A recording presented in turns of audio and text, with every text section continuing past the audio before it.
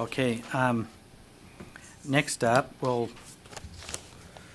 deal with item number 10, Superintendent's Report. So we'll have Superintendent Dixon is bringing that up right now.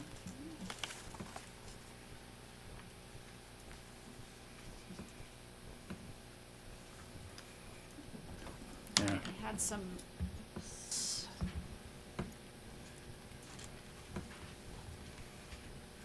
Sorry, this is And while she's bringing that up, insensitive. the next item we'll have Deputy Superintendent Angie Stallings, if you're on deck.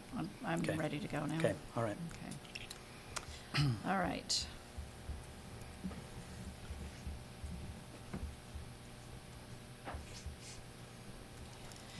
So I just had a few quick slides to zip through in the report today. First, we don't often take time to celebrate our great school nutrition employees, and just a reminder for those of you that are especially active on social media to think about giving them a shout out next week. Tomorrow is actually School Lunch Hero Day, and we have pushed out through our communications team to our LEAs some opportunities and ways that we can celebrate next week our school nutrition workers. And this is a quote from Director Britton in our office. School nutrition employees must balance many roles and follow numerous federal, state, and local regulations to ensure safe and healthy meals are available in schools.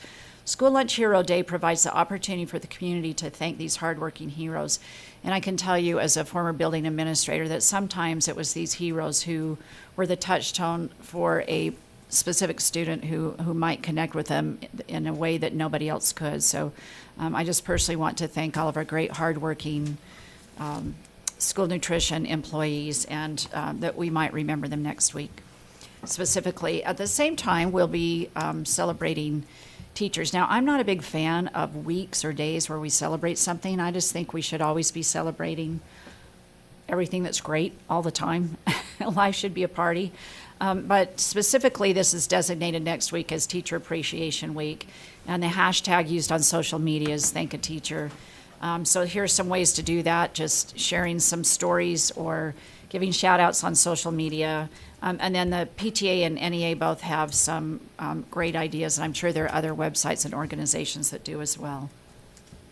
I want to spend a little bit of time on NAEP data, and is Darren in the audience? Okay.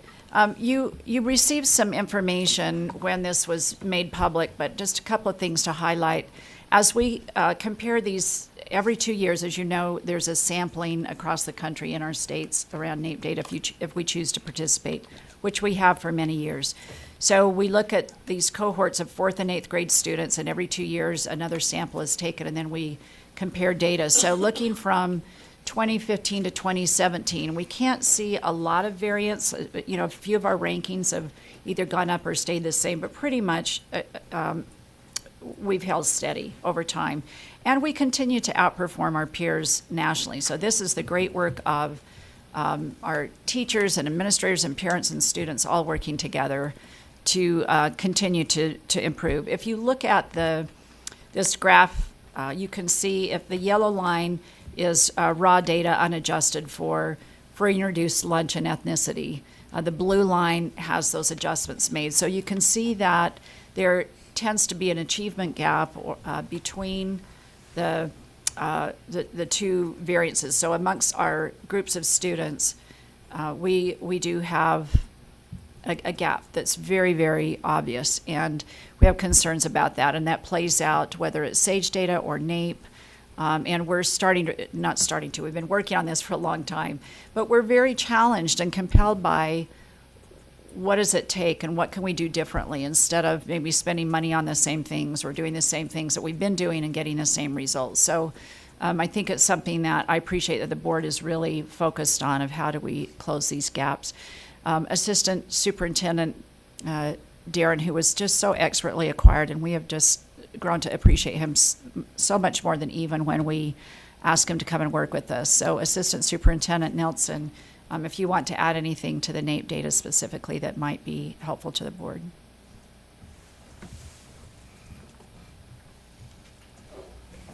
Okay. Well, I was out in the hall, so I didn't hear the first part. So if I start to say something that you've already covered, just cut me off. Just a reminder, the NAEP then is it's really the yardstick for comparing state to state. We don't get individual school reports for the NAEP. We get a state level report that allows us to, one of the other high value items with NAEP is that it's been around. It started in 1964 is when they started planning the NAEP assessment. In the late 60s is when the first test was administered. So it's been a value to the United States education system because of that, being able to look at trend data over a long period of time. It's really the only measure we have that does that. We only administer it every other year, like I think you addressed. An interesting point, though, to keep in mind is after the board adopted college and career readiness standards 5, 6, 7 years ago. It's kind of a blur. Time is that way. But when we adopted those new standards and then the associated assessments that support those standards, the Honesty Gap, which is a website that is designed to help parents understand whether their state's accountability systems are being honest with them. And so they use the NAEP test as the measure for honesty. In Utah in 2015, with the assessments that were developed here in the city of Utah, aligned to the standards that were adopted by the board at the time, was listed as the number one in the honesty states in the country. So that's important to understand because even though the NAEP is only administered every other year, our results on our end-of-level statewide testing are within less than 5-point difference between the SAGE data and the NAEP data, which again was determined in 2015 the number one most honest state in the country. So we still have 2 more years. NAEP will come out. We'll look at NAEP. Hopefully we see growth and closing of those gaps. But the data that you're collecting annually, both with the summative assessments and then that our schools have access to with the interim and the benchmark tests that are available in the statewide assessment system for grades 3 through 8, it's those results are highly aligned with the NAEP results, and that's something to keep in mind. I get frustrated when people will say, well, it's 2 more years, we've got to wait 2 more years to see if we're making growth or improvement. We don't. We have data that's tightly aligned, our standards are tightly aligned with the college and career readiness measurements of NAEP, and our assessments results do as well. So you'd mentioned that we see the same gap with our end-of-level testing, and that's true because we're measuring similar attributes. So, thanks.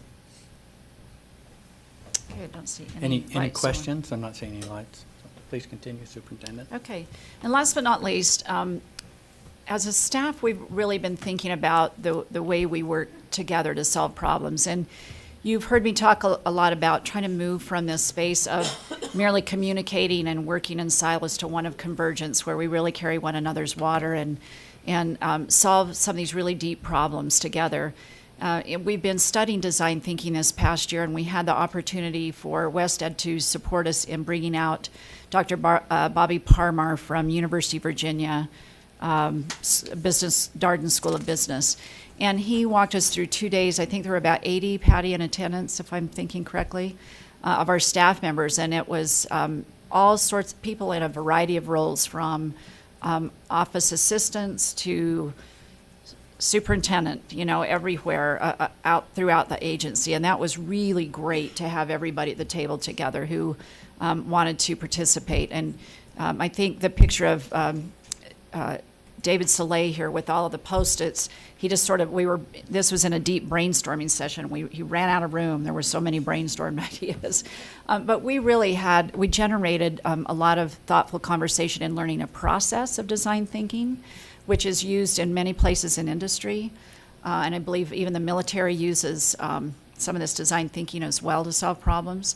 So it was great to engage in learning the process, and then we were tackling a real world problem aligned to the board's strategic plan, which is trying to ensure that as we look at students enrolled in AP classes, that we are reflecting in the classes the students in the school.